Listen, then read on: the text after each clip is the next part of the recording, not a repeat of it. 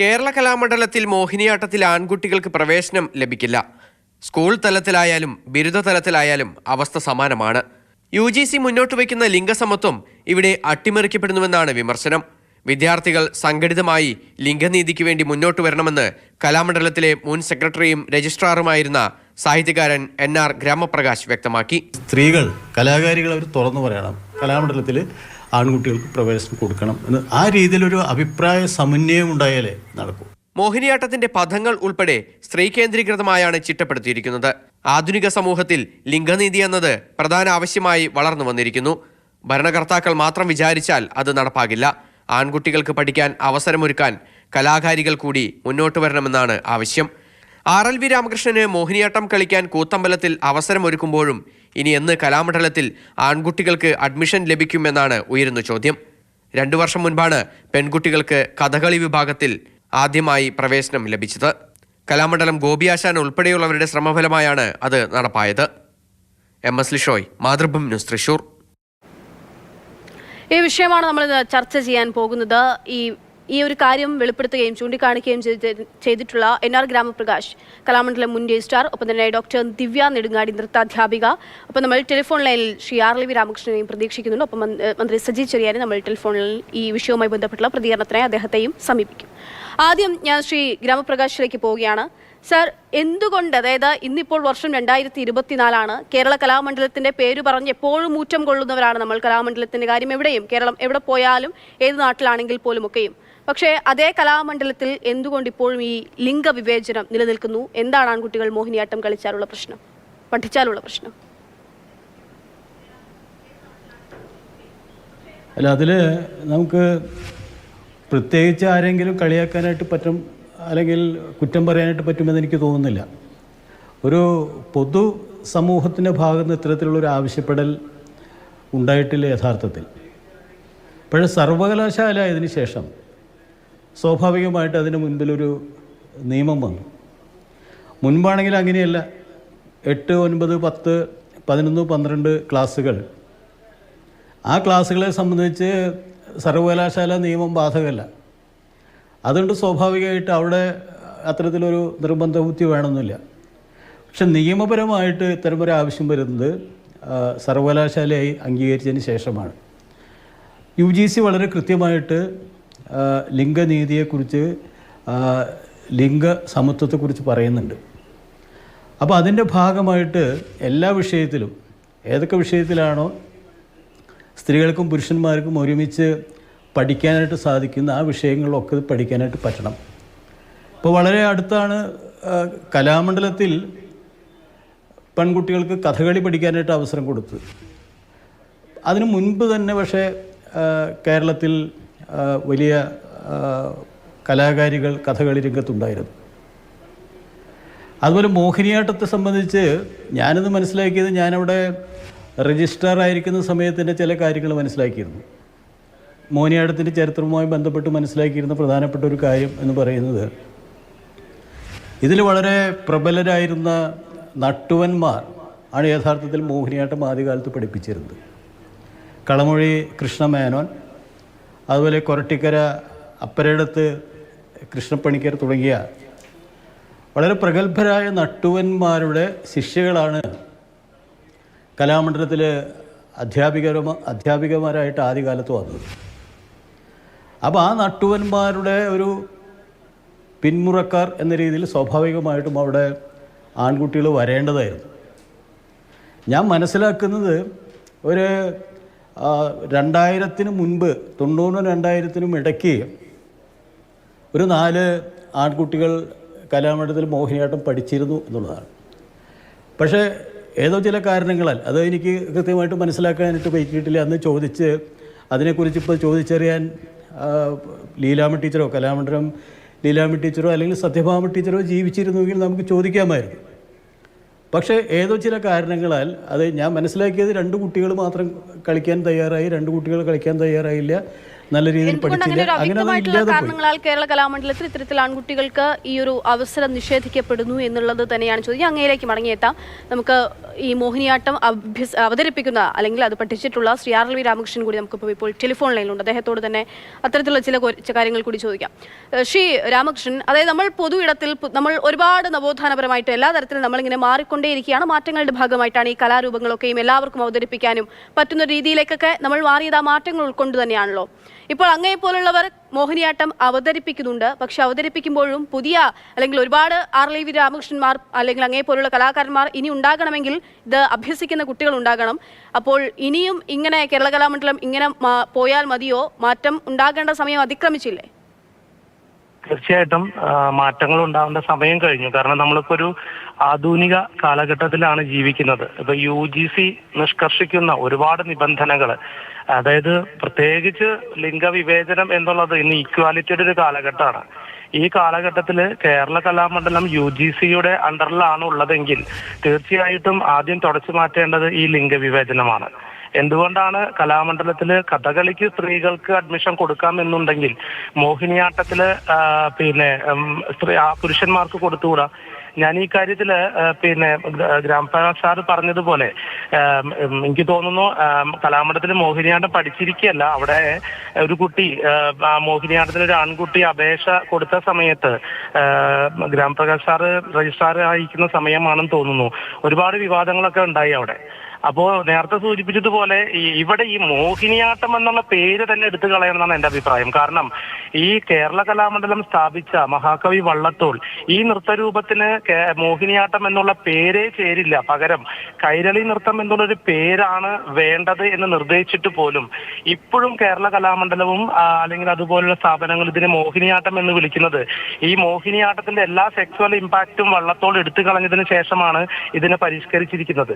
അതുകൊണ്ട് തന്നെ ഈ മോഹിനിയാട്ടത്തിന് അല്ലെങ്കിൽ ഇന്ന് മോഹിനിയാട്ടം എന്ന് പേര് ചൊല്ലി വിളിക്കുന്ന ഈ കലാരൂപത്തിന് ഈ പേര് പാടില്ല എന്ന് പറഞ്ഞിട്ട് വീണ്ടും ഇന്ന് വിദ്യാസമ്പന്നരായിട്ടുള്ള ഇപ്പം ഇതുപോലെയുള്ള ആളുകൾ, ഭരണസമിതി അംഗങ്ങൾ ഇതിനെ മോഹിനിയാട്ടം എന്ന് പേര് ചൊല്ലി വിളിക്കുന്നത് എന്തുകൊണ്ടാണെന്നുള്ള ചോദ്യമാണ് ഞാനിപ്പോ ചോദിക്കുന്നത്. അത് എല്ലാ ചരിത്രം അറിയാവുന്ന എല്ലാവർക്കും അറിയാവുന്ന ഒരു കാര്യമാണ്. ഇപ്പൊ നേരത്തെ പറഞ്ഞു അപ്പുരടുത്ത് കൃഷ്ണപണിക്കരാശാൻ തിരികൊളുത്തി വെച്ച കേരളീയ കലാരൂപത്തിന് ഇന്ന് മോഹിനിയാട്ടം എന്ന് പേര് ചൊല്ലി വിളിക്കാൻ ഉണ്ടെങ്കിൽ അത് മഹാനായ നട്ടുവനായിട്ടുള്ള കൃഷ്ണപണിക്കരാശാൻ വെളിച്ചം തന്നതുകൊണ്ടാണ്. അല്ലെങ്കിൽ കേരളത്തിന് ഇങ്ങനൊരു കലാരൂപം തന്നെ ഉണ്ടാവുമായിരുന്നില്ല.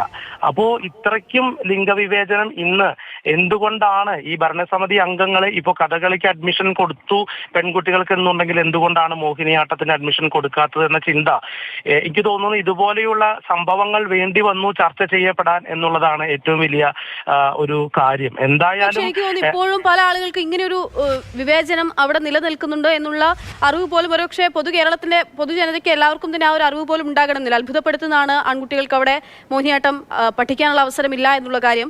ഇപ്പോൾ അങ്ങയ്ക്കെതിരെ അല്ലെങ്കിൽ ഇത്തരത്തിൽ ആൺകുട്ടികൾ മോഹിനിയാട്ടം അവതരിപ്പിക്കുന്നതിനെതിരെ, കറുത്ത ആളുകൾ മോഹിനിയാട്ടം അവതരിപ്പിക്കുന്നതിനെതിരെയൊക്കെ സത്യഭാമ തുറന്നു പറയുന്ന അല്ലെങ്കിൽ തീർത്തും അശ്ലീല ചുവയോട് അവർ സംസാരിക്കുന്ന ഒരു സാഹചര്യത്തിൽ കേരളം ഒറ്റക്കെട്ടായി മുന്നോട്ട് വരികയും അതിനെ പ്രതിരോധിക്കുകയും ഒക്കെ ചെയ്യുന്നുണ്ട്. അത്തരത്തിലുള്ള പ്രതിഷേധങ്ങൾ തുടരുകയും ചെയ്യുന്നു അങ്ങയുടെ ഭാഗത്തു നിന്നും.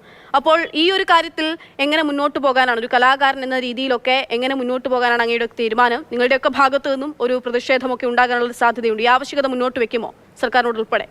നമ്മള് ഇപ്പൊ എന്നെ സംബന്ധിച്ചിടത്തോളം ഞാൻ മോഹിനിയാട്ടത്തിന്റെ ഉന്നത വിദ്യാഭ്യാസങ്ങൾ മറ്റു കലാസ്ഥാപനങ്ങളിൽ നേടുകയും ഒരു ആഗ്രഹം എന്നത് ഒരു കലാകാരൻ എന്നുള്ളത് എല്ലാവരുടെയും ആഗ്രഹമാണ്. കേരള കലാമണ്ഡലത്തിൽ മോഹിനിയാട്ടം പഠിക്കുക അല്ലെങ്കിൽ കേരള കലാമണ്ഡലത്തിലെ ശൈലി പഠിച്ചെടുക്കുക എന്നുള്ളത് എല്ലാവരെയും സംബന്ധിച്ചിടത്തോളം നല്ലൊരു കാര്യമാണ്, അല്ലെങ്കിൽ ഇഷ്ടപ്പെടുന്ന ഒരു കാര്യമാണ്. എന്നെ സംബന്ധിച്ചിടത്തോളം ഞാൻ RLV വിദ്യാഭ്യാസം പൂർത്തിയാക്കിയ ഒരാളാണ്. പക്ഷെ വരുന്ന തലമുറയ്ക്ക് നിങ്ങൾക്ക് എല്ലാവർക്കും അറിയാം, ഒരു നൃത്തത്തെ ഒരു സബരിയായിട്ട് ചിലപ്പോൾ ഒരു ജീവിതാവസാനം കൊണ്ടുവരെ പോകുന്നത് പൂർവാധികം പുരുഷന്മാരായിട്ടുള്ള നർത്തകരാണ്. അല്പം സ്ത്രീ ആയിട്ടുള്ള ആളുകളും കൊണ്ടുപോകുന്നുണ്ടാവാം. പക്ഷെ ഒരു അധ്യാപകൻ എന്നുള്ള രീതിയിൽ, നട്ടുവൻ എന്നുള്ള രീതിയിലൊക്കെ ഈ നൃത്താധ്യാപകർ ഒരുപാട് ആളുകൾ പുരുഷന്മാർ ഈ നൃത്തം നേരത്തെ മുതൽ പഠിപ്പിക്കുന്നുണ്ട്. അതിന്റെ ചരിത്രത്തിന്റെ ഭാഗം തന്നെയാണ് അപ്പുരടുത്ത് കൃഷ്ണപണിക്കരാശൻ. അപ്പോ ഈ ശൈലി ഒരുപാട് നൃത്താധ്യാപകർ നൃത്തം പഠിക്കുമ്പോൾ കലാമണ്ഡലം ശൈലി ശരിക്കും അധികവും മോഹിനിയാട്ടം പഠിക്കുന്നത് തന്നെ കോമ്പറ്റീഷന് വേണ്ടിയിട്ടാണ്. പ്രൊഫഷണൽ ആയിട്ട് തെരഞ്ഞെടുക്കുന്നവർ വളരെ റയറായിട്ട് വരുന്നു എന്ന് മാത്രം.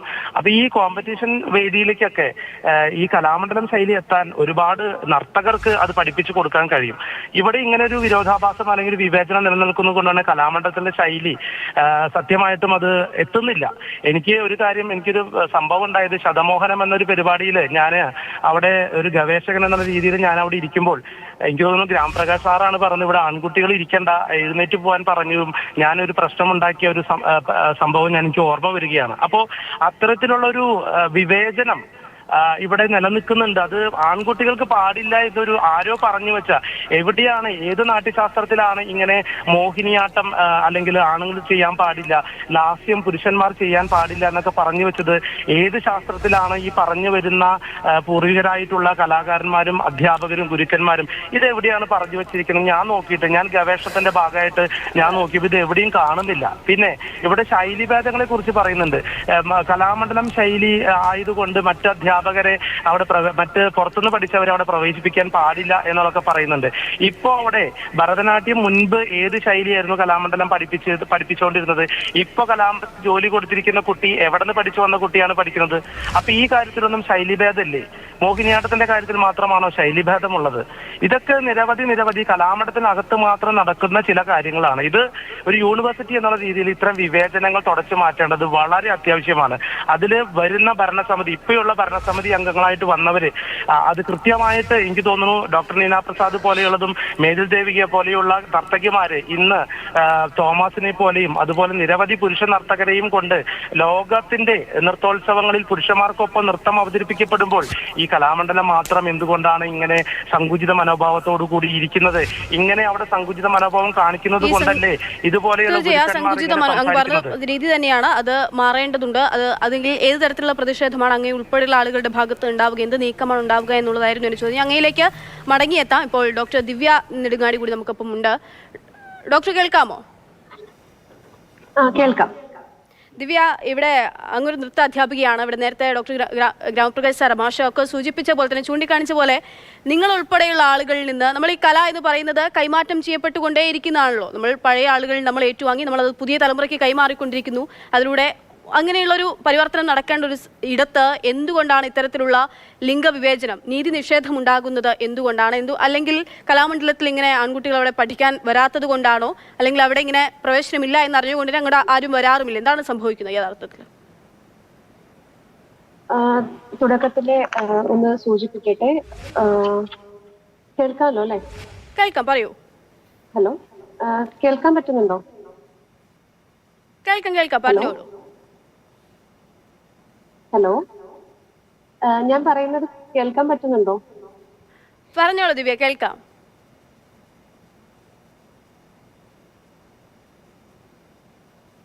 ഹലോ, ശരി, ഞാൻ മടങ്ങിയെത്താം. ഞാൻ പറയുന്നത് കേൾക്കാൻ പറ്റുന്നുണ്ടോ?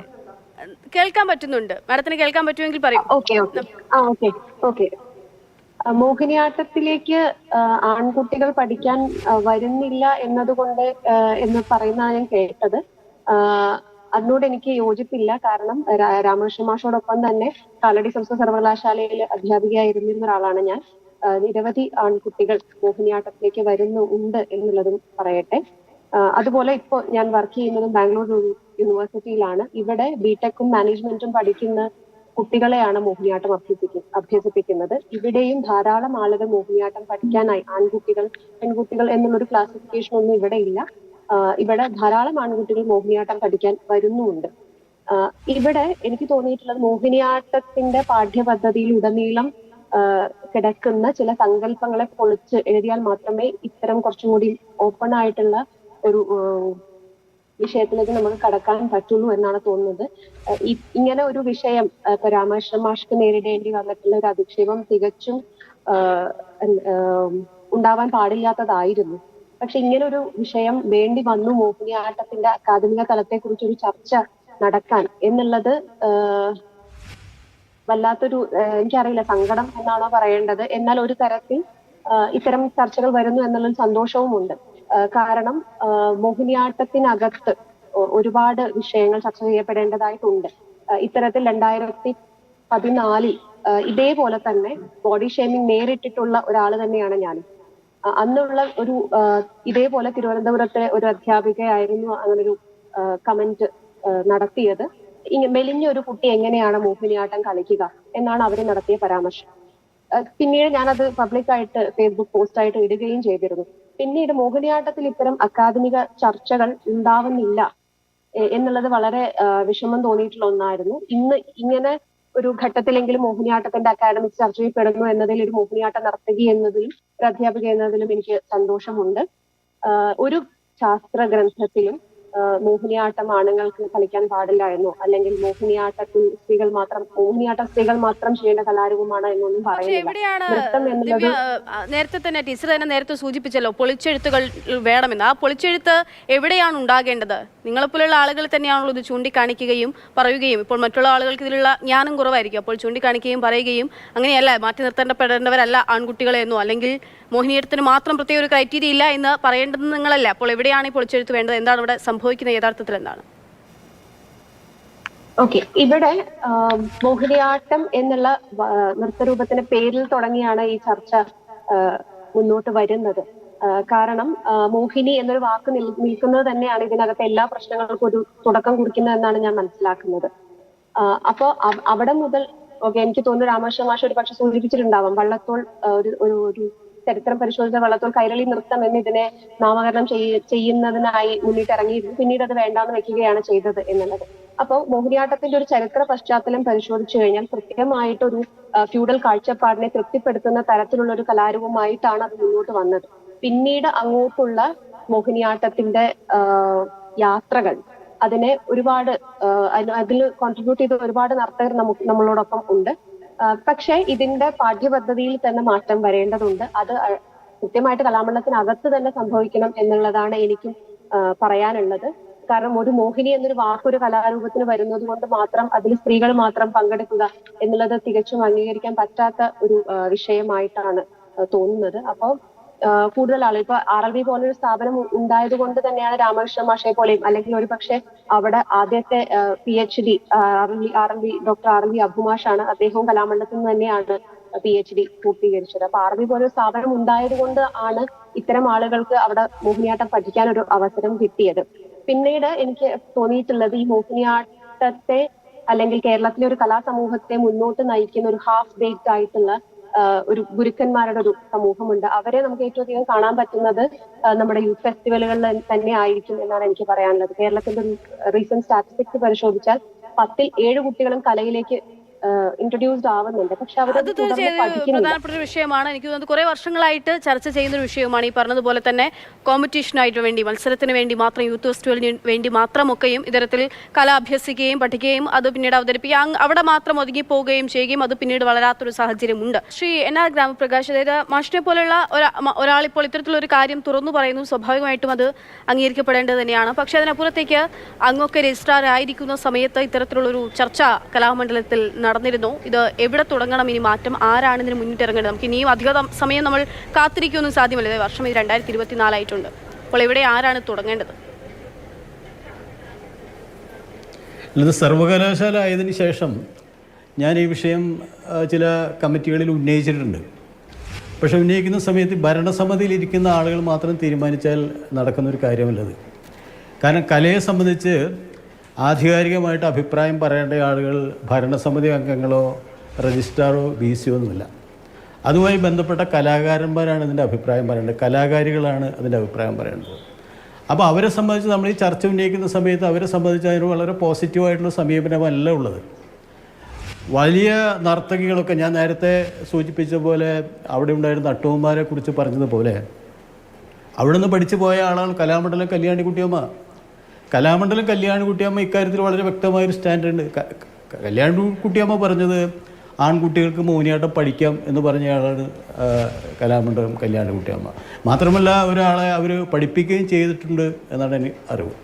അവരാകെ പറഞ്ഞൊരു കാര്യമുള്ളൂ, വേഷവിധാനം പുരുഷന്മാർ ചെയ്യുന്ന സമയത്ത് വേഷവിധാനം വ്യത്യസ്തമാകണം. ഈ ചരിത്രമൊക്കെ അറിയാവുന്നതുകൊണ്ടാണ് നമ്മളിതിനു വേണ്ടി പറഞ്ഞിരുന്നത്. അതുപോലെ ഇപ്പോൾ കേളുചരൺ മഹാപാത്രയെ പോലെ ഒഡീസി എന്ന് പറയുന്നത് ഇന്ത്യയിലെ ഡാൻസ് ഈ മോഹിനിയാട്ടം എന്നുള്ള പേര് തന്നെ, ഈ കലാരൂപത്തിന് മോഹിനിയാട്ടം എന്നുള്ള പേര് തന്നെയാണ് അവിടെ നിന്നും ആൺകുട്ടികളെ അകറ്റി നിർത്തുന്നതെന്ന് ഇപ്പോൾ നൃത്താധ്യാപകരായിട്ടുള്ള രണ്ടുപേരും നമ്മളോട് ചൂണ്ടിക്കാണിക്കുകയാണ്. അപ്പോൾ അവിടെ തന്നെ അങ്ങനത്തെ ഒരു മാറ്റം ഉണ്ടാകേണ്ട സാധ്യത ഉണ്ടോ, അല്ലെങ്കിൽ അങ്ങനത്തെ ഒരു മാറ്റമൊക്കെ പോസിബിൾ ആണോ? അതങ്ങനെ അതിന്റെ പേര് തന്നെ മാറ്റുന്ന രീതിയിലേക്ക് ആ കലാരൂപത്തെ അതിന്റെ സാധ്യത ഞാൻ കാണുന്നില്ല. കാരണം വള്ളത്തോളുടെ കാലത്ത് തന്നെ കൈരളി നൃത്തം എന്ന് പേരിടണമെന്നൊരു ആലോചന വന്നതാണ്. പക്ഷെ അത് നടന്നില്ല. മോഹിനിയാട്ടം എന്ന പേര് തുടർന്നു പോവുക, അതിൻ്റെ ഒരു ചരിത്രപരമായ വേരുകളോടുകൂടി അത് നടന്നു പോവുകയാണ് ചെയ്തത്. പേരിൽ എന്ത് കാര്യമിരിക്കുന്നത് എനിക്ക് പലപ്പോഴും തോന്നുന്നുണ്ട്. ഇപ്പോൾ ഭരതനാട്യം എന്ന് പറഞ്ഞതിൻ്റെ അർത്ഥം ഭരതന്മാർ മാത്രം കളിക്കുന്നൊന്നല്ലല്ലോ. അപ്പോൾ ആ രീതിയിൽ നമ്മൾ പേരിലല്ല നമ്മൾ ശ്രദ്ധിക്കേണ്ടത്, അതിൻ്റെ ഫോമിൽ അതിൻ്റെ കണ്ടൻറ്റിലൊക്കെ വരുത്തേണ്ട മാറ്റമാണ് പ്രധാനമായിട്ട് നമ്മൾ ശ്രദ്ധിക്കേണ്ടത്. മാത്രമല്ല ആൺകുട്ടികൾ കൂടെ വന്നാൽ അതിൻ്റെ രംഗഭാഷയിൽ വരാനിരിക്കുന്ന വലിയ മാറ്റങ്ങളെക്കുറിച്ച് നമുക്ക് ഒരു സങ്കല്പം വേണം. അതുകൊണ്ടാണ് പലപ്പോഴും ഞാൻ എൻ്റെ ഭാഗത്തു നിന്ന് ആവശ്യപ്പെട്ടിരുന്നത്. പക്ഷേ പരസ്യമായിട്ട് നമുക്കത് ആവശ്യപ്പെടാനായിട്ട് സാധിക്കില്ല. കാരണം കലാമണ്ഡലത്തിൽ അങ്ങനെ ഒരു സമീപനമുണ്ടോ, കലാകാരികൾ സമ്മതിക്കുമോ എന്ന് അന്നറിയില്ല. പക്ഷേ ഇപ്പോൾ എനിക്ക് വളരെ ധൈര്യമായിട്ട് ഞാൻ കലാമണ്ഡലത്തിൻ്റെ ഭരണത്തിന് പുറത്ത് നിൽക്കുന്ന ഒരാളാണ്.